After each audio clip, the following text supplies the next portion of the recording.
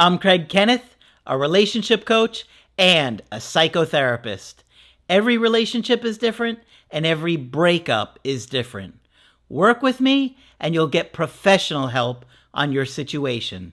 And if you're in no contact focused on personal growth, my Knowledge Workbook series and Creative Healing course can help you make changes like you've never made before. Available now at AskCraig.net.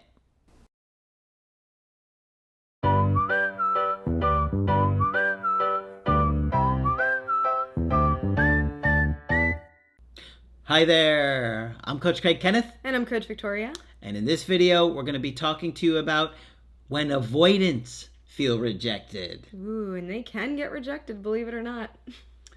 It's shocking because you are likely anxious and you don't understand what it feels like for an avoidant when they get rejected. A lot of times you guys probably think that they forget about it, they move on, and that's it. They're done. They just keep on trucking. But that is not true. Okay? Avoidance can shut down after they're rejected. They can try and block it out, not think about it. They can act unfazed, apathetic. They can act like it's not really, moving them, or that they're just totally okay. Right? And they can act these ways, but it also affects them to a deeper level than you would think. A lot of people think of avoidance as doing a lot of the rejecting, but they don't think as often about avoidance being rejected and what that can feel like for them, what their experience can be. Sometimes they can pretend like nothing's happened, and I say pretend because that's their way of dissociating from it to make things okay. Sometimes they can also become mean. They can become hurtful or want to deflect the pain. The feeling of rejection for them is a sore spot because that avoidant shell that they have likely developed from feeling rejected or dismissed by others a lot. Yes. As a kid, as an adult, it's probably something that's followed them. So if they've learned specific ways of coping with it from the surface, but it is still something that affects them. So when you look at attachment experiments from back in the day, you'll see that there's two different ways that kids can react, well, many different ways, but two prominent ways that kids can react to their parents not giving them that attention or ignoring them. There's the kid who protests, who begs for the attention, who cries and tries to get the parents' attention with all their might. Then there's the kid who completely gives up. If they try hard enough, they realize, man, my parents' not coming back. I'm not going to get my parents' attention. So they almost become disinterested and look disinterested. And one of the experiments that I'm thinking of, I don't remember the name of it, but they try to engage the child with the toy, and the kid's completely dissociated, not interested in the toy at all. And so this is the child version, and imagine as these experiences are reinforced throughout someone's life, what that can do to someone's romantic relationship as they get older. Yeah. So this is hard because it's not just what happens as a kid, but it's about that blueprint that gets reinforced over and over and over and over and over again. And so this is something that, as an adult, avoidants start to have a strange relationship with rejection. Yes.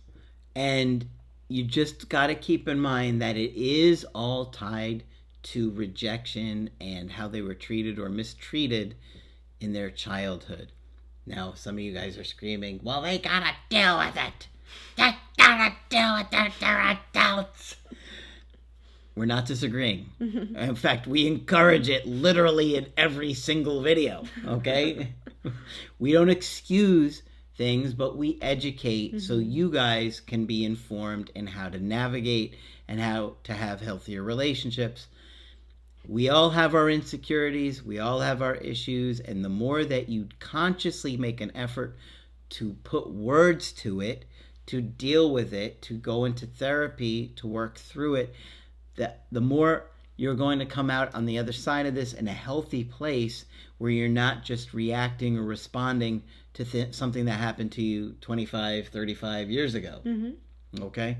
So, avoidants have felt a lot of rejection, and they felt it for so much, for so long, that how are they going to be phased in another rejection, right? Like if you maybe broke up with an avoidant, because anxious people do break up with avoidants too. They often get fed up with being neglected by them, right? And so they eventually get to the place where I can't take this anymore. So when that happens to them, of course the avoidant's going to feel it. Now they may not present, because think about what happened when they were a kid, right?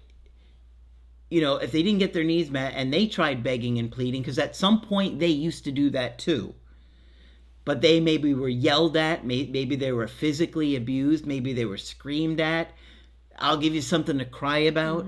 So of course they're going to go more into a shell, because that feels a lot safer. But that doesn't mean that they're not feeling a lot of pain and hurt in that place. Right.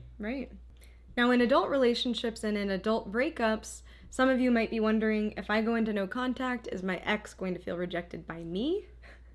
And that's, something that some of you might fear. Is my ex going to think that I hate them if I don't reach out, or if I'm not the one pursuing them? And so this would be different if your ex did reach out to you and made that bid for connection. We talk about not ignoring an ex actually for this reason, is if they reach out to you and they hear nothing, then that feels like a rejection for them. They're less likely to reach out another time. But after a breakup, that is considered giving them that space. Just because that is the last time the two of you had interacted. Sometimes avoidance will ask for that space during the breakup. Don't contact me, leave me alone, don't talk to me. Or they might even say, I think we should take some space. So in those cases, give your ex that space. Stay in no contact. If your ex does break that contact and does want to reach out to you, we don't suggest that you ignore it, because we don't want to add insult to injury. We don't want to continue ignoring our ex and continue that feeling of rejection when that's not what's happening, or not what we want. Now, we don't want you to allow your ex to continually breadcrumb you. Okay, so if that's a different situation, but if you haven't heard from your ex in 4 months and all of a sudden they reach out with an indirect direct, that's where we're saying to you, we don't advise you to ignore them. If they're continually reaching out repeatedly, trying to keep you as a friend, and it's torturing you, that's a whole nother story. And we have plenty of videos on boundaries and breadcrumbing. Breadcrumbing and stuff like that. Exactly. So the truth is, in all relationships, we're not going to be 100% attuned to our partner all of the time. And there's going to be some feelings of rejection that surface, right? So while avoidants do tend to shut down, pretend like nothing's happening during rejection, for a healthy relationship to work long term, there's going to need to be some flexibility there. And some avoidants, they don't deal with rejection well at all. No. They can overcompensate. They're like, oh yeah, I don't care. Oh, this doesn't bother me. Or I knew this would happen. I knew you would disappoint me. That's the worst. Yeah.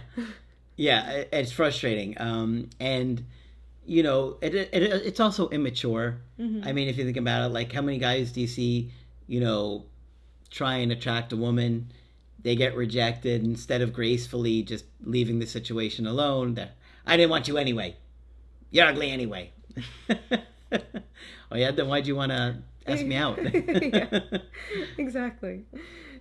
So rejection can be hard for anyone, and this is also contrasted with rejection dealt with from somebody who's more secure, who might say, okay, you're not interested, contact me when you are, which is what we try to encourage you all with handling the breakup, is to model that handling of rejection to them, to say, okay, I will be okay on my own. Yes, this sucks, but I'll survive, and I don't need to overcompensate, pretend like I don't care. I can own the fact that I care, and I'm going to give you that space that you need and are asking for after the breakup. So we can model for our avoidant ex what that looks like to handle that. I know many of you are watching this video after a breakup and maybe after some begging and pleading, but it's never too late to allow them that space and show them that you can handle rejection well, not by protesting, but also not like pretending that it doesn't matter at all. Yeah. Right? But by having that mature approach of, I'm going to be able to take care of myself, I can handle it. When you're interested, let me know. Yeah, and we try and have you guys have a more mature approach when you're dealing with a situation, not lashing out, not posting all kinds of dramatic things on social media about how your ex is a narcissist. Yeah. Guys, or songs or memes, stay away from it. It just makes you look insecure. It's not going to help the situation. Get a diary, shred it, don't let anybody see it, do the creative healing course, answer all the questions, delete the answers if you have to, change a password, don't let anybody on your computer, whatever. But you want to keep that stuff to yourself and not make a big show of it to everybody. Mm-hmm. Okay? Otherwise, it's only going to hurt the situation. Right. And sometimes people get confused, on how to handle things in different situations. And we're talking about a breakup here. Mm-hmm. If you're in a relationship, you want to handle yourself differently. But when somebody has ended the relationship and they said they don't want to continue it, you have to behave in a different way. Okay, you have to leave the situation be. They're telling you they don't want to fix it. Allow them the space to miss you and reach out when they're ready. Because you want to show confidence, you want to show strength. Mm-hmm. It's not rejecting them to accept what they have done. Okay, that's not rejection. That is just showing a confidence and self-respect that you're not going to chase after somebody who has walked away or ended the connection. Right, and even in the case that they do see no contact as rejection, and this is also, keep in mind if you're not ignoring them, if you are responding to them, if they do reach out, let's say they're just like, oh, my ex isn't talking to me, they must be rejecting me. In order for a relationship to work, they have to reach that level of humbleness to be able to reconsider the relationship and to say, hey, I want this, or I'm curious about you, or to even reach out as the bare minimum. If somebody is so stubborn or so rejection sensitive that they can't reach out to you to just dip their toe in the water, mm-hmm. knowing that they have your number, they know they can access you if they wanted to, then that's going to be really difficult to sustain a healthy relationship with them longer term. Yeah. So something to consider. If they're not ready to reach out to you yet, they're not ready for a relationship yet. Yeah, just leave them alone and respect their decision. Focus on your growth, your healing, processing everything. And ideally, if they reach out, you want to be able to have something healthy with them, based on acting like an adult, mm-hmm. and communication and understanding that you have different needs and you both have to figure out a way for both of you to be relatively happy in that connection. Right. And we have tons of videos on being in relationships with those who are more avoidant. Yep. And managing the way that they manage rejection is a part of that.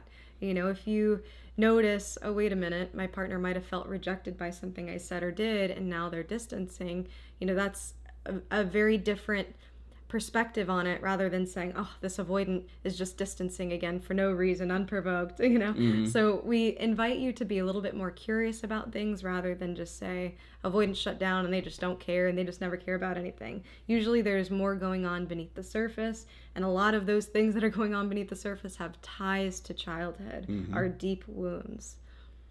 So rejection is going to come up for them in different ways, whether they're getting rejected or even rejecting you. They're going to be mindful of how they were rejected. Mm-hmm. Now, they might not be able to articulate that and communicate those things to you, but it doesn't mean that they're not thinking about it or feeling it. All right, so hopefully this one's been helpful to you. And of course, if you want to get our help personally, you could do that on my website, askcraig.net. I do email coaching and I do Zoom calls. Coach Victoria is also available for Zoom calls. I'm here whenever you'd like to chat. Just click on her name on the top of the website to schedule with her. But that's it for this video. I'm Coach Craig Kenneth. And I'm Coach Victoria. And we will talk with you soon.